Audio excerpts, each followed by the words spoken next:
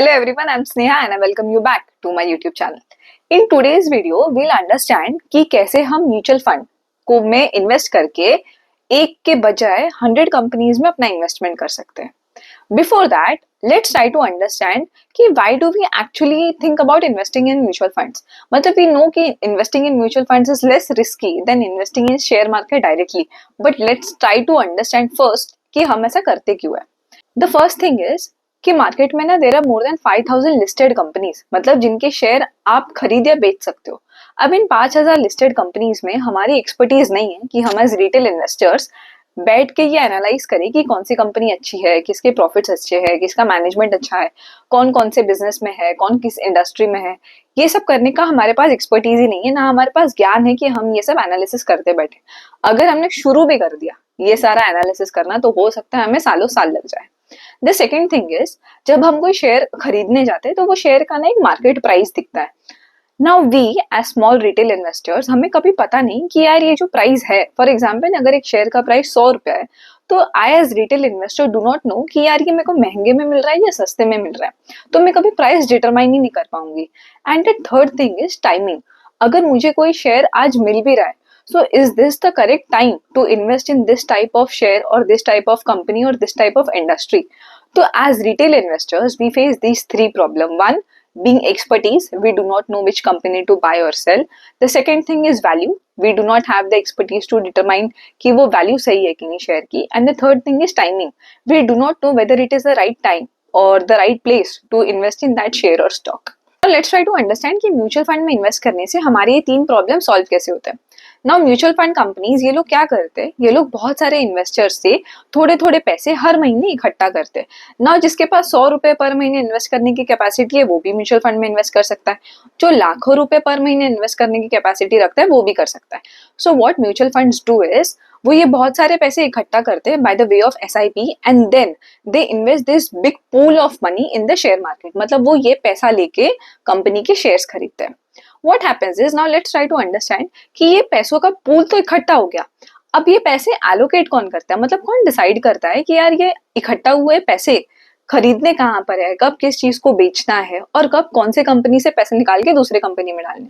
Now mutual fund companies hire some expert people who are called as fund managers. Fund managers क्या करते हैं, वो ये money इकट्ठा करते हैं. अब उनका दिन रात का काम यही है, fund managers and the team, उनका दिन रात का काम यही है कि वो जो 5000 कंपनीज है उनको एनालाइज करो, कौन सी कंपनी अच्छी है, कौन सा सेक्टर अच्छा है, कौन सी कंपनी फेवरेबल है, और उस कंपनी में वो इन्वेस्टर्स के पैसे इन्वेस्ट कर देते हैं. The third thing is, let's try to understand कि म्यूचुअल फंड कंपनी ये फ्री में करती है क्या, मतलब वो ही पेन ले कि भाई आओ हमारे पास म्यूचुअल फंड में इन्वेस्ट करो, आप सबके पैसे हम लेंगे, हमने एक फंड मैनेजर रखा है जो आपके पैसे इन्वेस्ट करेगा, वो दिन रात बैठ के कंपनीज एनालाइज करेगा. क्या म्यूचुअल फंड कंपनी ये सब फ्री में करती है? Of course not. They charge something called as an expense ratio which is a fee, a certain percentage of your portfolio, जो वो हर साल आपके जो इन्वेस्टमेंट अमाउंट होगा उसे डिडक्ट करती है. And the last one being, market में ना बहुत अलग अलग टाइप के म्यूचुअल फंड्स होते हैं. मतलब there are large cap, small caps, mid cap. कुछ म्यूचुअल फंड सिर्फ डिफेंस सेक्टर में इन्वेस्ट करते हैं, कुछ सिर्फ IT सेक्टर में इन्वेस्ट करते हैं, कुछ सिर्फ फार्मा में, कुछ सिर्फ FMCG में, कुछ सिर्फ US स्टॉक्स में.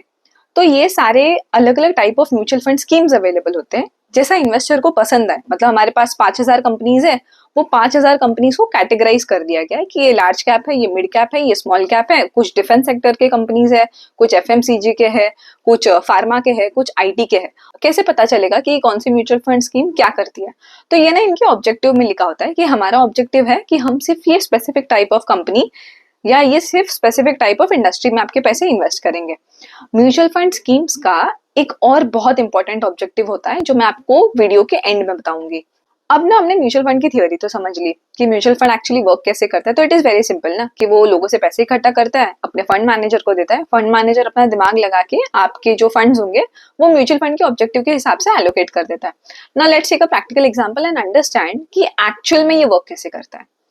फॉर एग्जाम्पल, अगर एक म्यूचुअल फंड स्कीम है जिसमें 10,000 इन्वेस्टर्स हैं, उनकी उस महीने की SIP की वैल्यू टोटल होके आती है फॉर एग्जाम्पल 1 करोड़ रुपीज. अब ये 1 crore rupees mutual fund manager को जाएंगे और म्यूचुअल फंड मैनेजर ये डिसाइड करेगा कि हमारे ऑब्जेक्टिव्स के हिसाब से, मतलब मुझे लार्ज कैप में इन्वेस्ट करना है, मिड कैप में इन्वेस्ट करना है, स्मॉल कैप में इन्वेस्ट करना है, मेरे इस ऑब्जेक्टिव के हिसाब से इन पैसों को कहाँ एलोकेट किया जाना चाहिए और किन किन कंपनीज में मुझे ये इन्वेस्ट करना चाहिए। तो जो हमारी प्रॉब्लम थी कि which company to buy, at what value to buy and what is the timing of buying, ये सारा बर्डन अब उस म्यूचुअल फंड मैनेजर का हो जाता है। तो जो 1 करोड़ रुपए उस महीने इकट्ठा हुए किए गए हैं, वो म्यूचुअल फंड मैनेजर अपनी टीम के साथ बैठ के एनालाइज करेगा कि इसको कहाँ एलोकेट करना है, कहाँ इस पैसों को इन्वेस्ट करना है, and then our headache is free.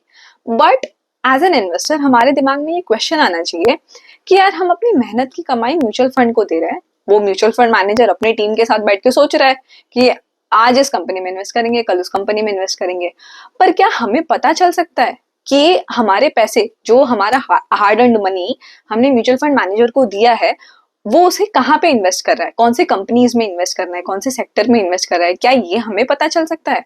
Of course yes, we can understand where our money is invested by mutual funds, because हर म्यूचुअल फंड कंपनी को ये मैंडेट दिया गया है कि उन्हें अपनी होल्डिंग्स डिस्क्लोज करनी है।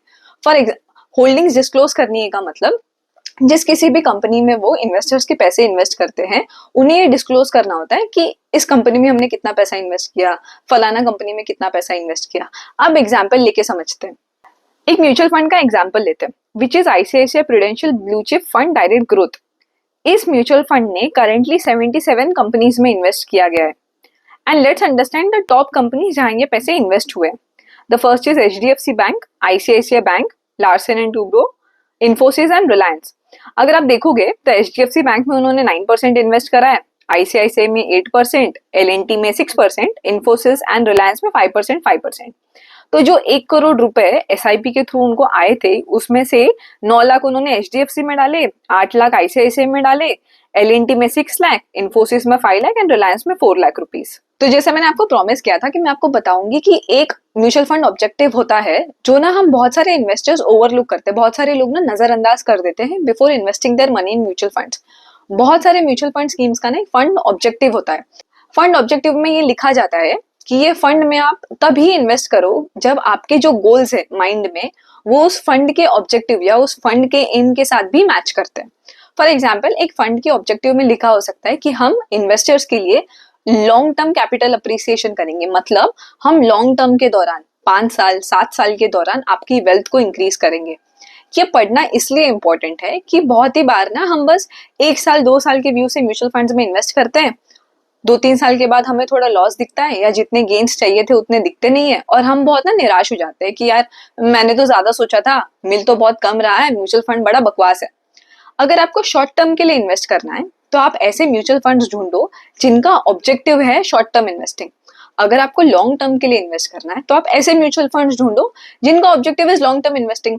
तो आपका जो एम है एंड म्यूचुअल फंड का जो ऑब्जेक्टिव है, ये दोनों मैच होगा, and when this two matches, उसके बाद ही आप अपनी म्यूचुअल फंड इन्वेस्टमेंट शुरू करना। I hope with this video I was able to help you understand how mutual funds work, how they invest your money. If you liked the video, please press the like button, share it with your friends and subscribe to the channel. I make more such informative videos. Take care. I'll see you next time.